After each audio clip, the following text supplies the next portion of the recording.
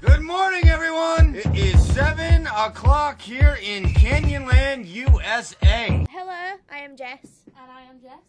Jess and Jess's film review of the week. 127 hours. Danny Boyle's latest. Rated of 15, didn't surprise me at all. Well, no, there's no reason for it not to be.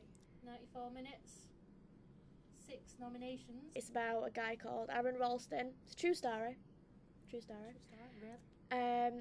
He explores Blue John Canyon and he gets stuck between a crevice and a boulder. Name of his book? Between a rock and a hard place, ironically. Clever title. Kind of just follows the 127 hours that he's stuck under the boulder. He's given a life-changing decision whether to die there or to try and get out. In probably one of the best scenes, especially with music, I've ever seen. I expected it to be longer.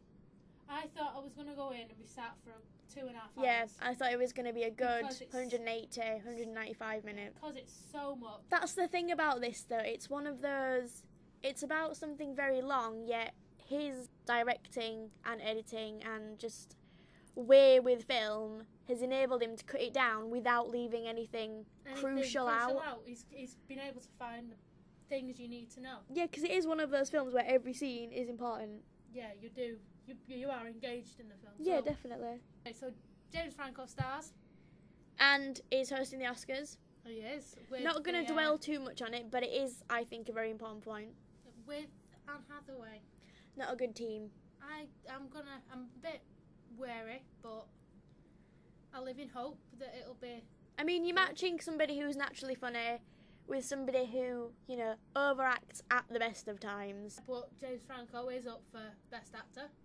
Well, the film itself is up for 6. It is. You've got Best Actor, Best Film, Best Director, Best Original Score, Best Original Score, Best Use of a Song, and I think it may be up for Best Adapted Screenplay. Yeah, like you said, Best Use of a Song. It's a weird use for a song, yet it works. There's a bit where obviously he doesn't want to cut his arm off in the first place, so he tries to move the rock with the climbing gear. What I think is very well done is the fact that there wasn't dramatic, like, let's do this music. If there was any other director, it'd be drums and loud and dramatic. And it was actually lovely day.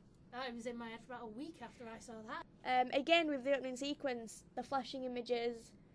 Reminiscent of Trainspotting. Very, very, very much so. You know it's a Danny Boyle film as soon as you go into it, really. I'll be honest, I questioned Slumdog Millionaire, but it's because I don't like to believe all the hype people going on.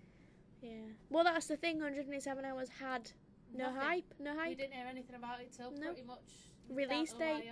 Very, very secretly kept, very good job as well, because I think if people had heard about it, there would have been not a buzz. People probably would have questioned his talent about doing something that he hasn't written. Yeah, because they think, is it just British film? We've got the Trainspotting, Shallow Grey. Ewan McGregor's not in it.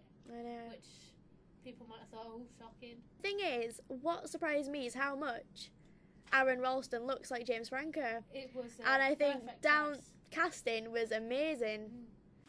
My name's Aaron Ralston. My parents are Donna and Larry Ralston of Englewood, Colorado. Whoever finds this, please make an attempt to get it to them. No, I don't know what I expected him to look like. Cinematography is beautiful. Very, very good. And the use of the sunlight and things in that cave. I think it's hard to do something like that when you've got such a restricted thing. The pictures that he takes in the film are the same that he did in the book. But it's very true to the book, very, very true to the book, and I think that's what makes it so good in a way. And the fact that he stars in it at the end, bit of a spoiler there for you. Yeah, the real life Aaron Ralston. About all these people going in and seeing it and feeling sick and stuff, and just thought, they're just being really just dead weak stomachs. But no, it even turned mine.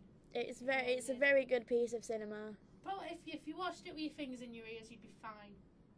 I don't even think you'd be fine with that. there is the whole... The quick, because it cuts so quickly to something and back. That does it as well. I mean, when I always knew that it was the sounds in things like horror movies that make me feel scared. Because just the sound, even if you shut your eyes, the sound tells you what's happening perfectly. Yeah. Opinions then, out of 10. Out of 10, 9. I'd rarely give a film a 9. Usually a 7 or an 8 because there's things I can fault. But if I'm thinking back on it, I can't fault anything. If I go and watch it again, I'll be going, no, that could change, could do this maybe.